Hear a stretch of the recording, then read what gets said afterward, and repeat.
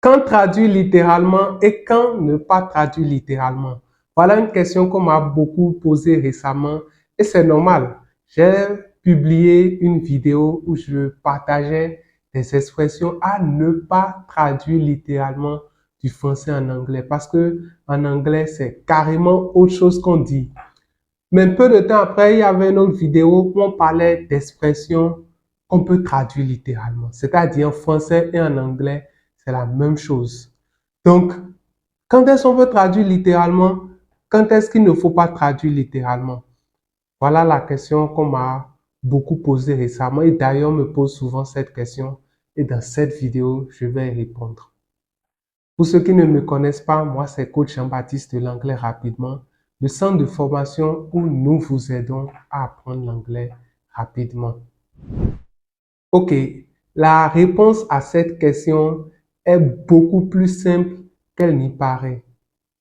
Par défaut, ne traduisez pas littéralement du français en anglais. Je répète, par défaut, ne traduisez pas littéralement du français vers l'anglais.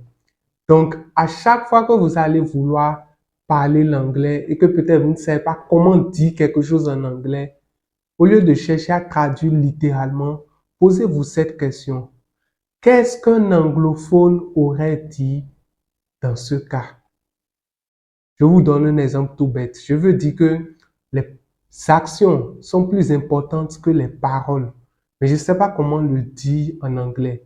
Je vais me poser la question, comment est-ce que les anglophones disent en anglais que les actions sont plus importantes que les paroles? Et une manière de répondre à cette question, c'est de demander à un anglophone que je connais qui peut-être parle le français également, quelle expression vous utilisez dans ce cas? Une autre manière, si je n'ai pas des amis anglophones, je peux demander à un coach de langue ou à toute personne qui a un niveau avancé en anglais, OK, quelle expression est utilisée pour exprimer telle idée en anglais? Maintenant, si je n'ai personne comme ça, je peux faire une recherche sur Google. Bon, parfois ça marche, parfois ça ne marche pas. Mais en tout cas, ça, c'est la première méthode que vous pouvez utiliser. Mais ce n'est pas la seule méthode.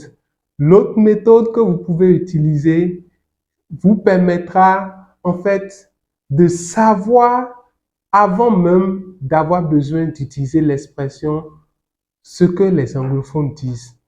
C'est-à-dire la deuxième méthode vous permet de connaître les expressions que les anglophones utilisent lorsqu'ils veulent dire que les actions sont plus importantes que les paroles avant même que vous n'ayez besoin d'exprimer cette idée en anglais. Et c'est quoi cette méthode? Il s'agit tout simplement d'être régulièrement en contact avec l'anglais, de lire souvent des textes en anglais, d'écouter souvent l'anglais. Donc, la lecture et l'écoute. Ces deux activités, le fait de lire souvent ou d'écouter souvent, vont vous permettre de découvrir des expressions. Peut-être vous n'allez pas comprendre, mais quand vous allez faire vos recherches, vous allez comprendre que, OK, donc cette expression est utilisée dans tel cas. Donc vous-même, lorsque vous aurez besoin d'utiliser cette expression, elle va naturellement venir. Maintenant, si vous voulez aller encore plus vite, il vous faut combiner lecture et écoute. C'est ça qui vous permet de vite élargir votre vocabulaire et comme ça d'avoir beaucoup d'expressions du genre, de sorte que lorsque vous voulez parler, les expressions viennent naturellement.